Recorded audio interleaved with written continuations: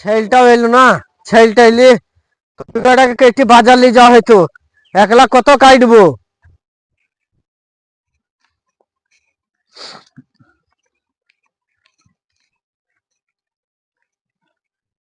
আব্বা আব্বা, তোমাকে একটা খবর দিতে এসছি আমি। আই বাপ, এসেছিস, ভালোই করেছিস। কপি কটাকে কেটে দুই বাপ বেটায় বাজার নিয়ে যেতে হবে বাপ। আমি তোমার মুখ উজ্জ্বল করছি, সেই খবরটা দিতে এলাম আমি।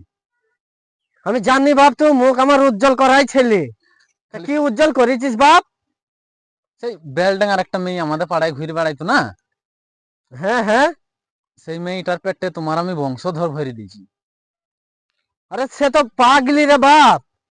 পাগলি মাগলি কিছু আমি দেখবো না, তুমি তো বুঝতে পারছো না। এই শীতের সময় তুমি মাইগলে ঘরে শুইছো, আমি খেতে লেলি যা পাবো আমি চালিয়ে দেবো।